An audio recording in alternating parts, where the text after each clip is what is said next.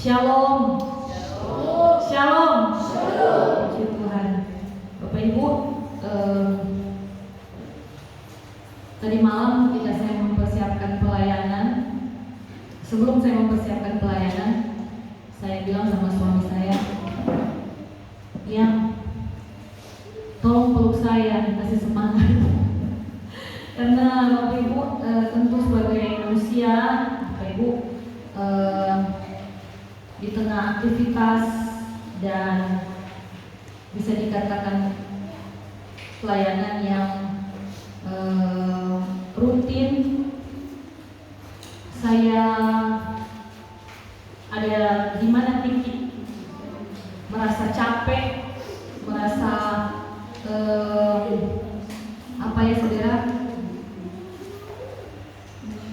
tidak mampu seperti itu. Tetapi saya bersyukur pada Tuhan karena di sekitar saya, teristimewa di keluarga saya, suami saya boleh senantiasa menjadi support system bagi pelayanan saya. Puji Tuhan, hari Jumat sama-sama dengan Bapak Ibu Gembala kami ada doa sepanjang malam, dan memang betul fisik terganggu karena kita bergumul sepanjang malam, tetapi puji Tuhan semua kita boleh ada di tempat ini. Kita sudah memuliakan Tuhan, puji-pujian kita sudah sampaikan, penyembahan kita kepada Tuhan. Ada kekuatan baru memulihkan ya, dan saya akan membawa renungan firman Tuhan yang saya beri judul Berdoalah walau tanpa kata. Ya, Bapak Ibu Saudara, kadangkala masalah yang datang dalam kehidupan kita silih berganti ya. Mungkin ada saat di mana kita merasa kita ada pada titik terendah dalam hidup kita. Kita sudah tidak bisa berbuat apa-apa, seakan-akan tidak ada harapan. Pergumulan yang satu datang lagi pergumulan yang lain. Belum selesai yang satu, ada lagi pergumulan. Tetapi inilah kita di dalam dunia ini ya saudara. Kita manusia yang beraktivitas, yang berinteraksi, yang secara tubuh ini juga penuh dengan kelemahan. Kita bisa sakit ya, perasaan kita juga bisa sakit. Nah saudara, di dalam Tuhan Yesus Kristus, firman Tuhan yang akan kita baca sama-sama di dalam Mazmur 139 ayat 4 yang akan mengantar kita dalam renungan firman Tuhan pada pagi hari ini. Kita akan baca sama-sama dalam suara yang keras ya, sebagai dasar kita untuk renungan firman Tuhan. Mazmur 139 ayat 4. Kalau sudah dapat, katakan amin. Ya, mari sama-sama dalam hitungan yang ketiga. 1, 2, 3. Sebab sebelum lidahku mengeluarkan perkataan, sesungguhnya semuanya telah kau ketahui, ya Tuhan. Amin. Puji Tuhan. Saya akan membawa kita pada seorang tokoh di dalam Alkitab, ya, seorang ibu. Biasanya ibu ini yang paling apa ya, menderita, karena perempuan itu dia fokusnya pada perasaan, ya. Kalau laki-laki lebih ke logika. Perempuan sangat berperasaan saudara. Kita akan melihat di dalam 1 Samuel 1 ayat 1 sampai ayatnya ke-27, tetapi kita tidak akan baca secara keseluruhan. Lembaga Alkitab ini berjudul Lahirlah Samuel. Kalau kita akan melihat ya saudara, bahwa di sana ada keluarga, ayat 1 bilang ada seorang laki-laki dari Ramatayim Sofim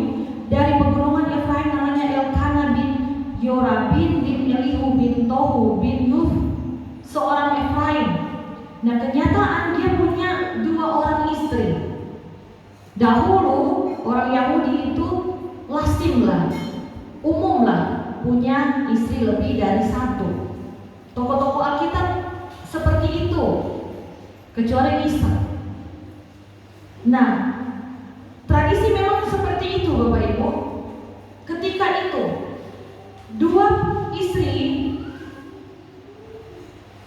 yaitu kalau kita melihat ada yang bernama Hana dan ada yang bernama Penina, istri dari Elkana.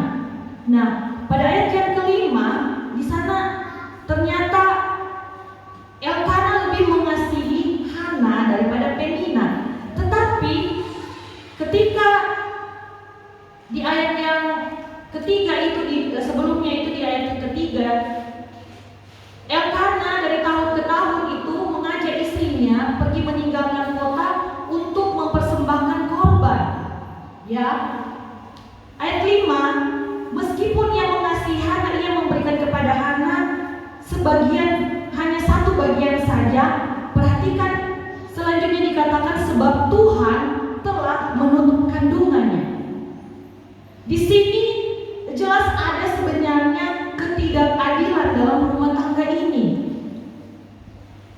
Kalau kita perhatikan, ketidakadilan ini sebenarnya tidak disengaja. Ya, karena seperti itu, kalau tidak punya anak ya bahagianya tidak seperti atau tidak sebanyak istri yang punya anak. Nah saudaraku di dalam Tuhan Yesus Kristus, ini dikarenakan apa? Dengan jelas, dengan terbuka di ayat 5 ini memberikan satu penjelasan kepada saya dan saudara, memberikan informasi yang begitu terbuka bahwa ini diakibatkan karena Tuhan telah menutup kandungan dari Hana. Ini sangat menyakitkan saudara. Bahkan bukan sampai di situ aja penderitaan yang dirasakan oleh seorang perempuan yang bernama Hana ini. Ayat 6, madunya selalu menyakiti hatinya. Jadi Penina selalu menyakiti hatinya sehingga dia menjadi gusar, menjadi gundah gulana, menjadi semakin tertekan. Sekali lagi terbuka 2 ayat menyatakan ini semua dia terima gara-gara Tuhan telah menutup kandungannya.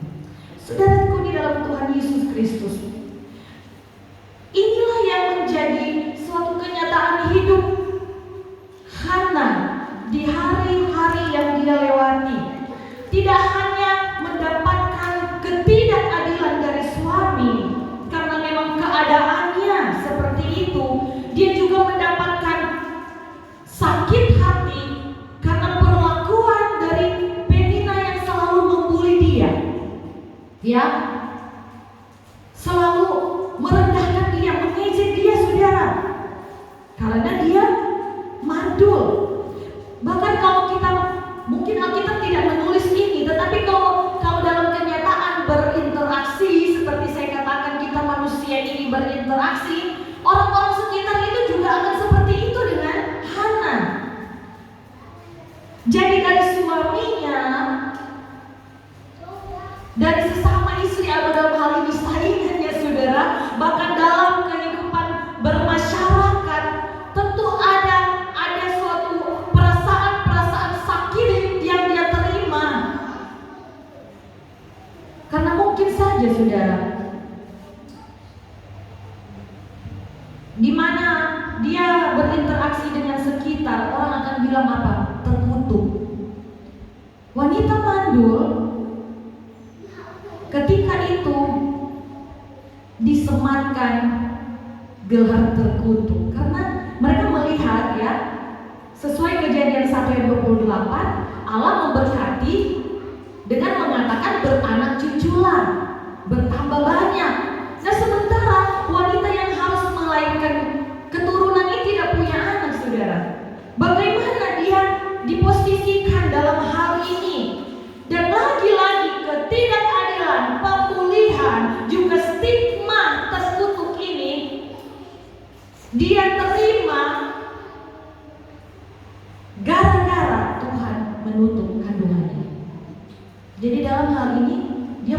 bilang, Tuhan kok tidak adil ya? Saudara di dalam Tuhan Yesus Kristus. Dan ayat 7, demikianlah terjadi dari tahun ke tahun, ya. Setiap tahun terjadi, apalagi ketika mereka pergi ke rumah Tuhan. Penina menyakiti hati Hana sehingga ia menangis dan tidak mau makan. Dia tumpahkan dengan tangisan, dia tumpahkan dengan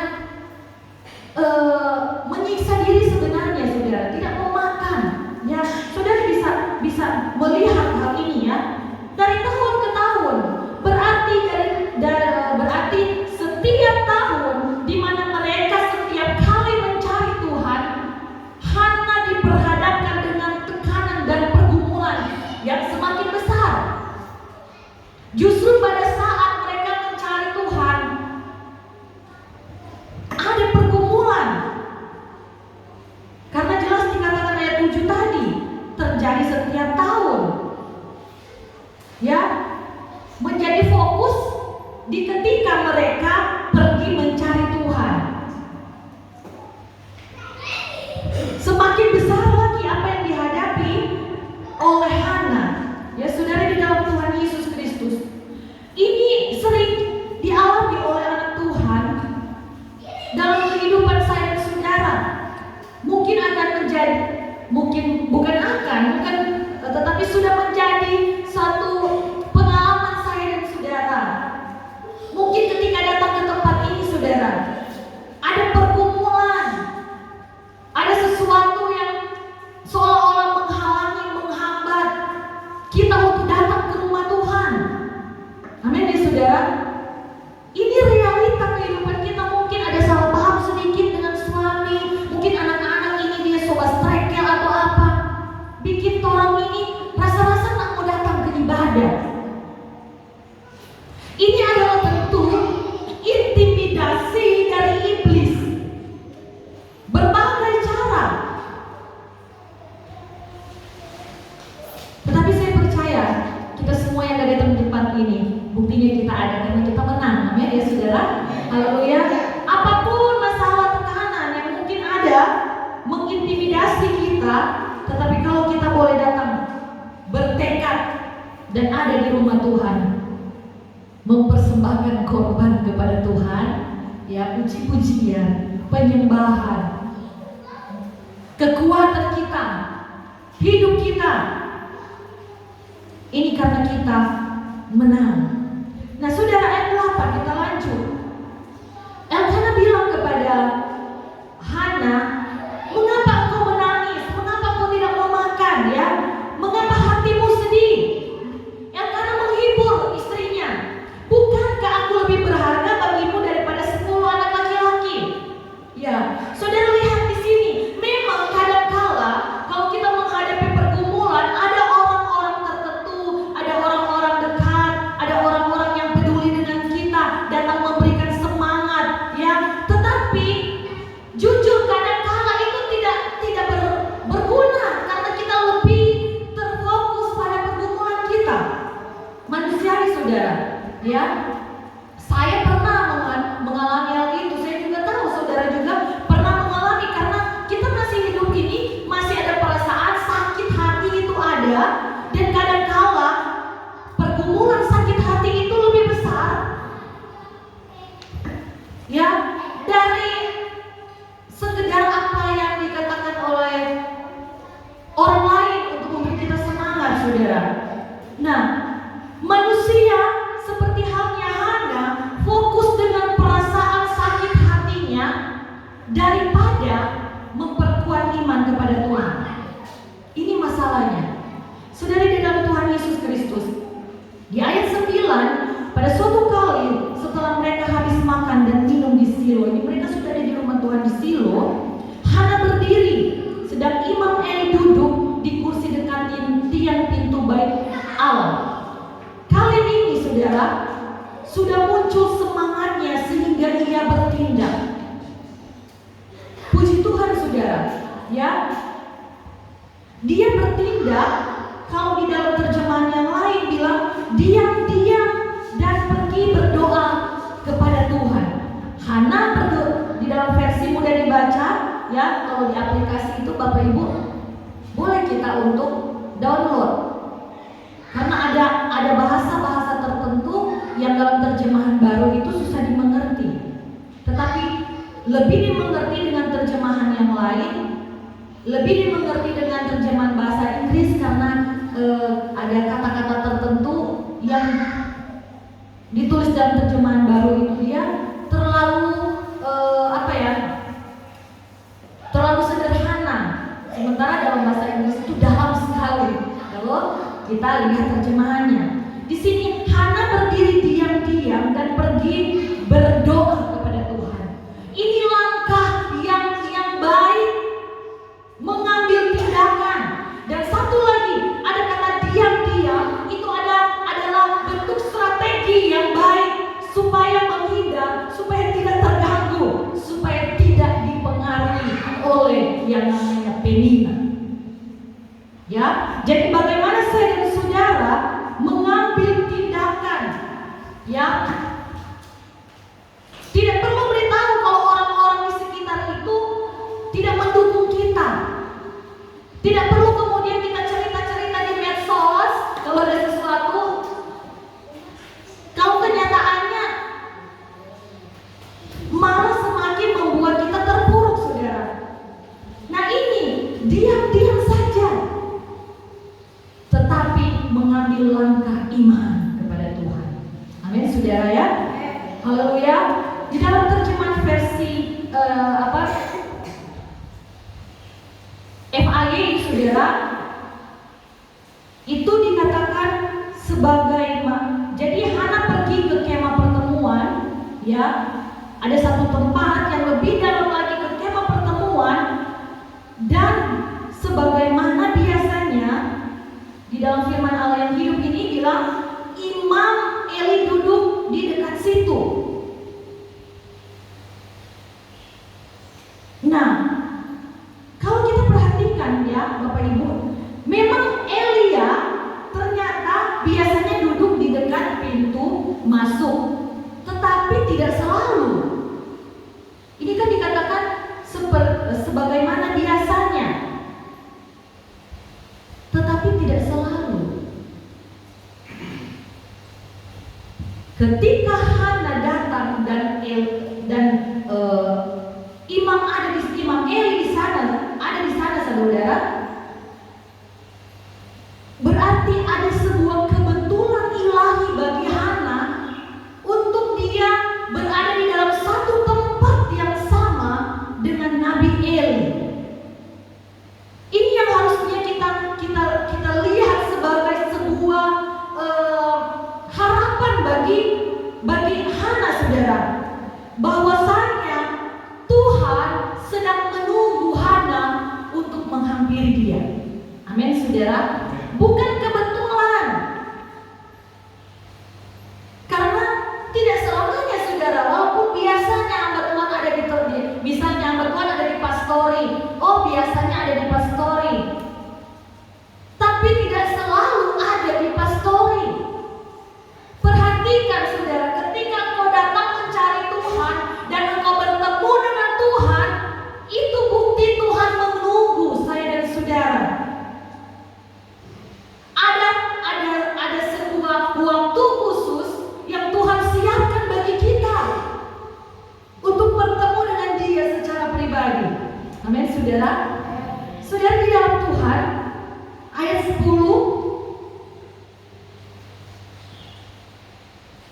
perhatikan ini, dan dengan hati pedih dia berdoa kepada Tuhan sambil menangis terseduh-seduh. Saudara, kalau kita melihat apa yang terjadi ya saudara,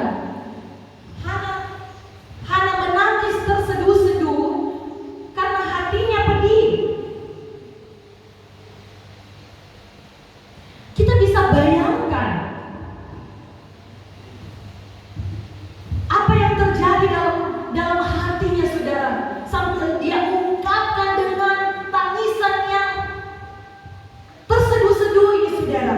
Ya, kepedihan hati ini terlalu dalam. Ayat 12, kita melangkah ayat 12. Ketika perempuan itu terus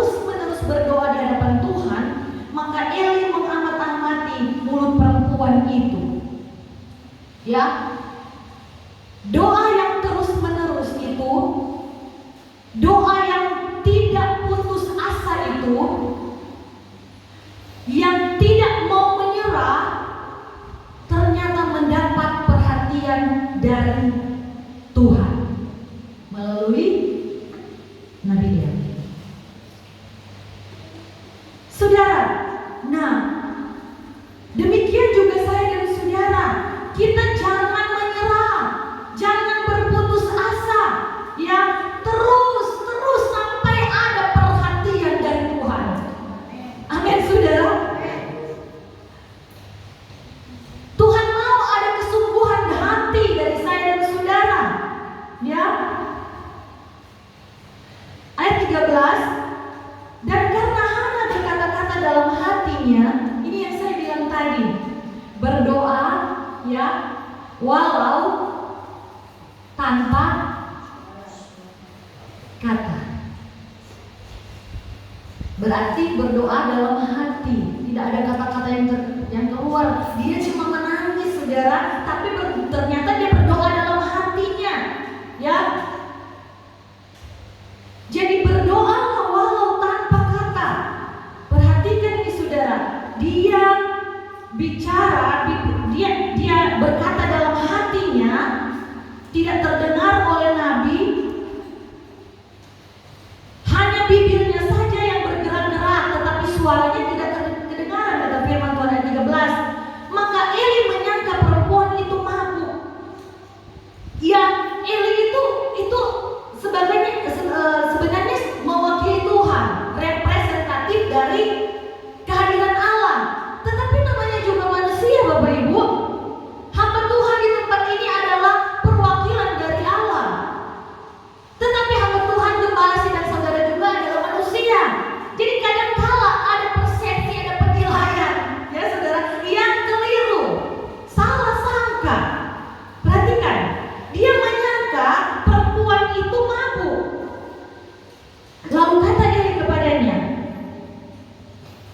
bayangkan ya Bapak Ibu, kalau Bapak Ibu punya gembala di sini dibilang begini, berapa lama lagi engkau berlaku sebagai orang mabuk? Lepaskanlah dirimu daripada mabukmu. Bagaimana tersinggung pasti kan Bapak Ibu? Tetapi mari kita lihat, ya, dia tidak bersuara, masih saja disalahartikan. Dan tantangan ini atau keadaan ini justru ditimbulkan dari orang yang diharapkan untuk menjadi penenang bagi dia, jawaban doa bagi dia. Tetapi mari kita untuk mengerti, kadangkala memang Tuhan menguji kita lewat prasangka orang lain. Amin ya saudara. Lewat orang lain yang tidak percaya kepada kita, yang menuduh kita. Tetapi marilah saudara, baiklah kita menenangkan hati kita supaya kita tetap terus bisa berdoa. Firman Tuhan di dalam 1 Petrus 4 ayat 7, kesudahan segala sesuatu sudah dekat, karena itu kuasailah dirimu dan jadilah tenang supaya kamu dapat berdoa. Ini kita bisa lihat bahwa ada peningkatan iman dari Hana, ya, ada peningkatan level iman dari dia. Ketika dia mencurahkan semua perasaannya kepada Tuhan, walaupun di dalam hati, lewat tangisan yang terseduh-seduh, semuanya keluar. Dia juga boleh merasakan ketenangan yang sesungguhnya.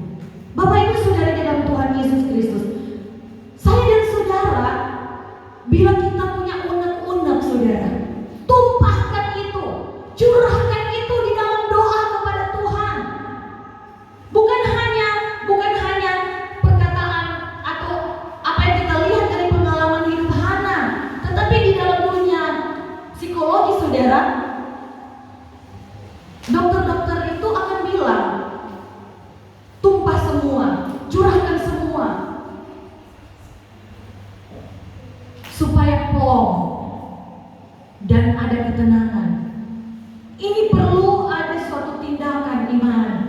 seperti apa yang dilakukan oleh Hana. Dan tenang juga saudara, bisa membuat kita untuk terbuka dengan orang. Ya, ketika kita menumpahkan semuanya kepada Tuhan, kita terbuka dengan Tuhan, kita mencurahkan segala isi hati kita kepada Tuhan, ada ketenangan dan juga kita akan punya kekuatan untuk berterus terang. Perhatikan ini saudara, di ayat 15 Hana menjawab, jadi bukan dia tersinggung, tetapi malah dia menjadi kuat untuk berterus terang. Bukan Tuanku, aku tidak mabuk, maksud dia ya. Aku ini seorang perempuan yang sangat bersusah hati. Anggur ataupun minuman yang memabukkan tidak kuminum, melainkan aku mencurahkan isi hatiku di hadapan Tuhan. Janganlah anggap hambamu ini seorang perempuan dursila, sebab karena besarnya cemas dan sakit hati, aku berbicara demikian lama. Aku berdoa demikian lama. Saudara di dalam Tuhan Yesus Kristus. Jadi bagian yang pertama, ya, Hana bangkit. Dia bertindak. Dia tidak mau putus asa. Dia diam-diam datang kepada Tuhan. Dia tidak mau terpengaruh. Dia cari Tuhan, dia curahkan isi hati, dia berdoa sampai semuanya diungkapkan, dilepaskan. Dia tetap tenang walaupun dia terusik. Dia tetap tenang walaupun dia disalahartikan. Dan dia mempunyai kekuatan untuk terbuka. Doa tanpa kata, ya. Kadang-kala saya dan saudara begitu ya saudara, cuma berdoa di dalam hati, tetapi Tuhan perhatikan itu. Amin saudara, haleluya. Memang mungkin ada satu ketika manusia itu salah artikan kita, tetapi percayalah, sebagaimana Hana, dia boleh mendapat jawaban doa akhirnya, ya saudara. Jadi dalam hal ini dua hal penting, doa tanpa kata. Ketika kita berdoa, pertama tadi kita melihat saudara, ya, doa dengan tangisan. Doa tangisan, dua hal yang ingin saya simpulkan di sini. Menangis itu artinya bersungguh-sungguh, ya, bersungguh-sungguh.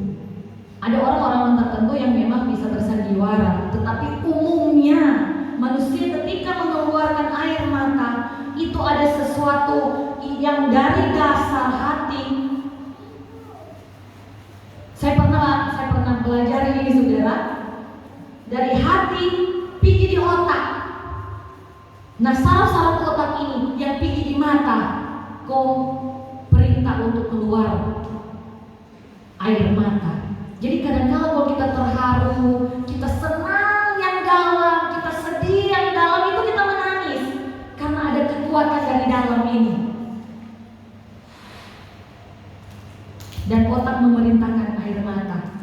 Beda dengan artis ya, kita bicara secara umum. Nah saudara di dalam Tuhan Yesus, pertama menangis artinya bersungguh-sungguh. Dan yang kedua, doa tanpa kata, yaitu dengan tangisan, mencurahkan isi hati kepada Tuhan. Yang kedua, tadi kita bicara tentang dengan tangisan. Yang kedua, Roma 8 ayat 26. Roma 8 ayat 26. Demikian juga Roh membantu kita dalam kelemahan kita. Sebab kita tidak tahu bagaimana sebenarnya harus berdoa, tetapi Roh sendiri berdoa untuk kita kepada Allah dengan keluhan-keluhan yang tidak terucapkan. Membantu dalam bahasa aslinya, bahasa Yunani, artinya ide bekerja sama. Ya, artinya kita itu yang dibantu. Jangan bermasa bodoh, kita harus ikut berdoa. Dan di sini harus ada komitmen untuk bekerja sama dengan Roh Kudus, membantu. Bukan Artinya Roh Kudus itu kerja sendiri. Jadi dari bahasa aslinya membantu itu artinya bersama-sama, ya, bekerja bersama. Idenya bekerja sama. Jadi perlu ada iman, perlu membuka diri, perlu penyerahan diri. Dan yang kedua, kata kelemahan dalam bahasa Yunani, dalam bahasa aslinya itu artinya ketidakmampuan dalam menghadapi berbagai pencobaan atau kelelahan menanti jawaban doa, atau juga ketidakmampuan untuk hidup benar. Inilah kelemahan saya dan saudara, ya. Nah, kelemahan-kelemahan ini yang butuh kita, yang harusnya kita sadari, kita butuh pertolongan daripada Roh Kudus.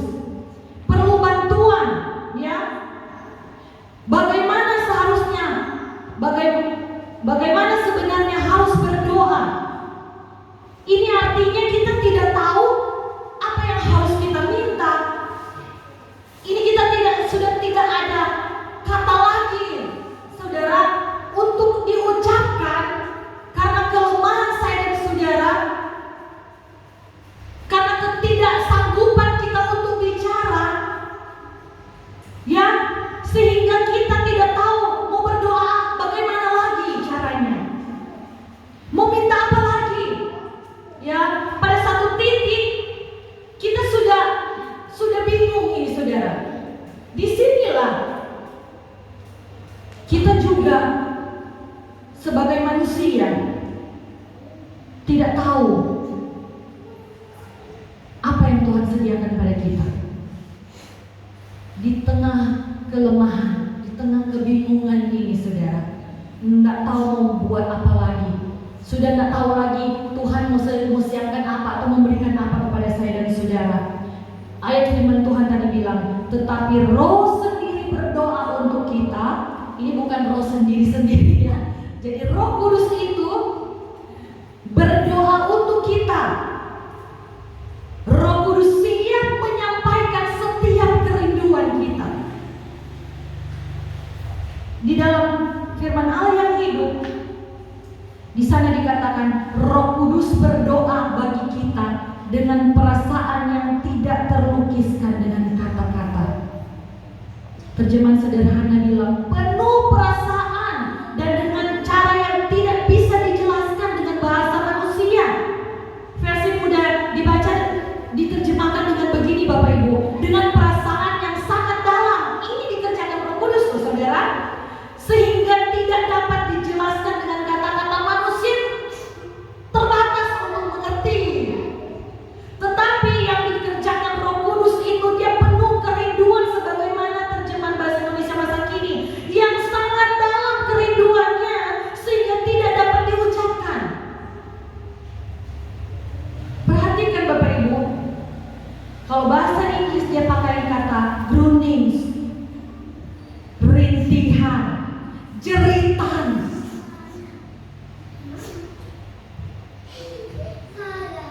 Jadi bahagian dua ini.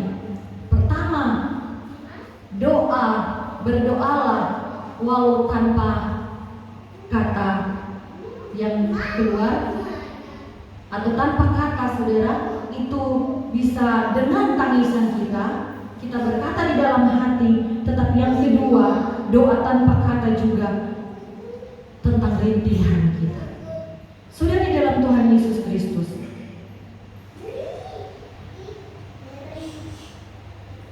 saya waktu masih kecil memperhatikan hamba-hamba Tuhan dulu kalau berdoa, Bapak Ibu, kadang-kadang tinggal mengerang saja. Betul ya Bapak Ibu Gembala ya? So tahu apa tuh mau bilang, saudara? So tidak ada kata-kata yang bisa dikeluarkan, saudara. Tinggal hanya jeritan.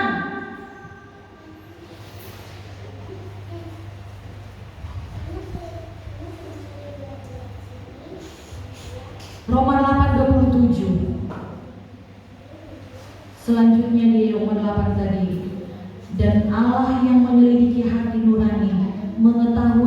maksud Roh itu, yaitu bahwa ia sesuai dengan kehendak Allah berdoa untuk orang-orang kudus. Jadi walaupun hanya erangan, Tuhan tahu maksud hati kita karena Roh Kudus yang membantu kita. Amin saudara. Haleluya. Mungkin bisa kurang saudara ya.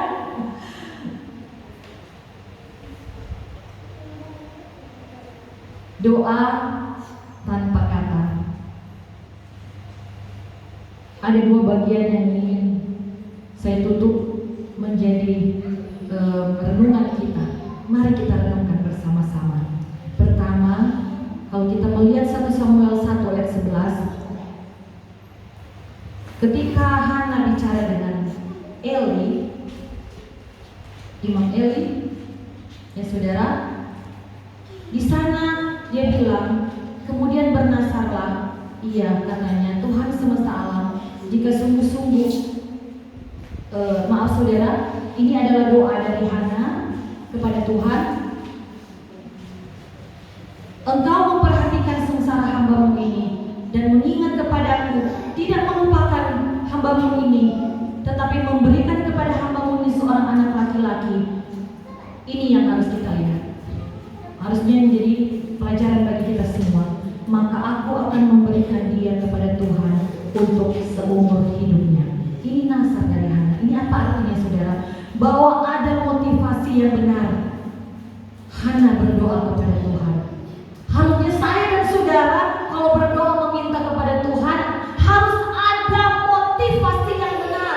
Semuanya itu harus kita kembalikan untuk hormat kemuliaan nama Tuhan. Amin saudara. Dia bawa Samuel kepada Tuhan. Pelajaran penting bagi saya dan saudara. Karena apa? Karena kadang-kala doa kita kepada Tuhan, Tuhan tidak jawab. Walaupun kita sudah dengan tangisan, sudah dengan erangan itu saudara, balik lagi hati kita, motivasi kita benar atau tidak kepada Tuhan. Ya, Yakobus 4 ayat 3. Atau kamu berdoa juga, sudah berdoa dengan tangisan, sudah berdoa dengan erangan, ditolong oleh Roh Kudus juga, tetapi tidak mendapatkan apa-apa saudara. Yakobus 4 ayat 3 bilang, karena kamu salah berdoa, motivasimu salah dalam meminta kepada Tuhan. Yang kamu minta itu hendak kamu habiskan untuk memuaskan hawa nafsu. Perhatikan saudara, pastikan sesuatu yang kita minta kepada Tuhan itu mendatangkan pujian kepada Tuhan atau tidak saudara.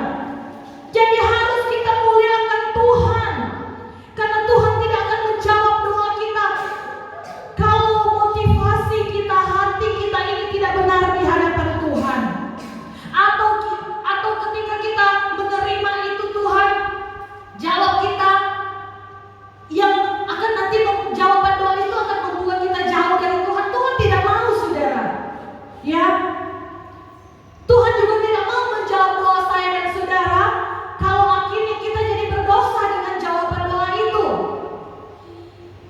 Pastikan kita mempersiapkan diri kita, mempersiapkan hidup kita. Ketika kita berdoa kepada Tuhan, motivasi kita benar, supaya kita jangan jatuh dengan berkat. Amin saudara. Haleluya. Haleluya saudara. Jangan untuk engkau habiskan bagi pemuasan hawa nafsumu. Yang kedua, dalam 1 Samuel 1 yang perlu kita titik beratkan di sini.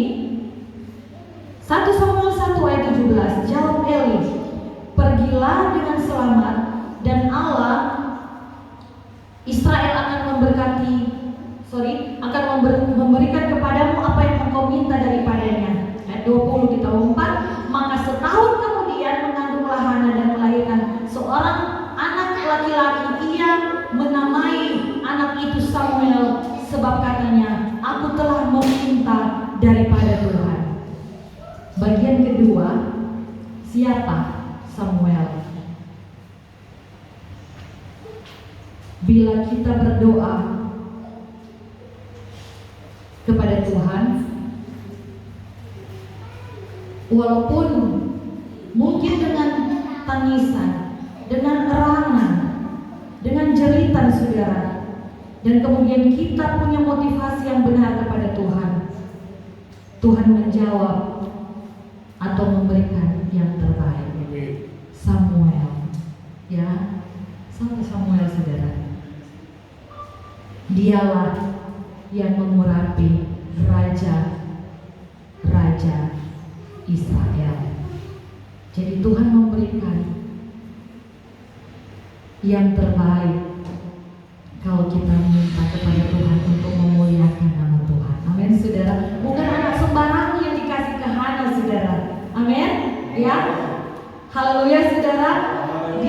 Dia diberikan Samuel yang mengurapi raja Israel. Jadi doa tanpa kata,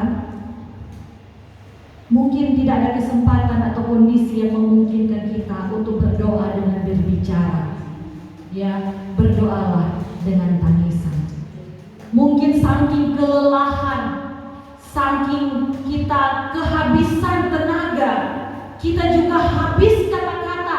Kita sudah tidak tahu mau bilang apa, sudah tidak mampu berkata-kata. Bahkan hanya bisa merintih dan mengerang saja. Roh Kudus akan menyampaikan doa kita kepada Tuhan. Karena Bapa tahu isi hati kita walaupun diungkapkan dengan erangan dan rintihan. Bapa akan menjawab doa kita pada waktu yang tepat dengan jawaban doa yang terbaik, asalkan motivasi kita untuk memuliakan nama Tuhan. Amin saudara. Haleluya. Jadi apa saudara? Berdoalah walau tanpa kata. Ya. Tadi ayat sebelumnya ya, kalau kita perhatikan di mana tadi? Yakobus 4 ayat 2 bilang karena tidak berdoa. Baru berdoa dengan motivasi yang ada berdoa dengan motivasi salah. Ya. Jadi walaupun dalam keadaan-keadaan tertentu kita tidak bisa mengeluarkan kata demi kata dalam doa, tetap berdoa. Amin. Haleluya. Saya ingin tutup dengan satu puisi saudara. Judulnya Berdoalah Walau Tanpa Kata. Saya undang musik dan singers.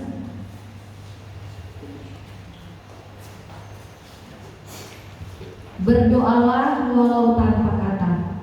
Bila deritamu tak henti menderang, berdoalah walau tanpa suara. Berdoalah walau hanya air mata yang bicara. Berdoalah, jangan pernah jerah. Bahkan bila telah habis